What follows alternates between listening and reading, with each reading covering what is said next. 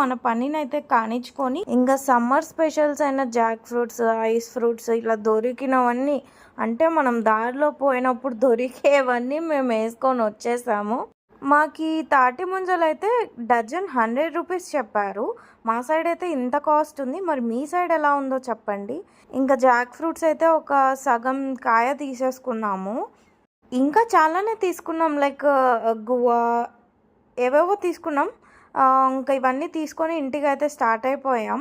మాకు ఎలా ఉందంటే క్వారంటైన్ టైంలో ఇంత టైంలో ఇంట్లోకి వెళ్ళిపోవాలన్నారు కదా, అలా ఉందన్నమాట. ఈ ఎండ పెరిగే టైంలోపు మనం ఇంట్లో పడిపోవాలని చెప్పి పరుగు. సో ఇన్ని ఫ్రూట్స్ అయితే తెచ్చేసుకున్నాం మేము ఒకేసారి, మళ్ళీ మళ్ళీ వెళ్ళే పని ఉండదని చెప్పి. తాటి ముంజలు, సపోటాలు, కొబ్బరి బోండం, ఇంకా జామకాయలు, పనసకాయలు, ఇన్ని ఐటమ్స్ అయితే ఒకేసారి తెచ్చేసుకున్నాం. సో వీటిలో మీ ఫేవరెట్ ఫ్రూట్ ఏంటో కామెంట్ చేయండి. ఈ పనసకాయని పట్టుకొని సెకండ్ ఫ్లోర్కి వచ్చేసరికి నా చేతులకైతే చిల్లులు పడ్డాయి. ఫస్ట్ అయితే మా అటాక్ తాటి ముంజల పైనే.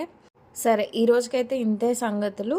మీరైతే లైక్, షేర్ అండ్ కామెంట్ మట్టికి అస్సలు మర్చిపోకండి. బాయ్.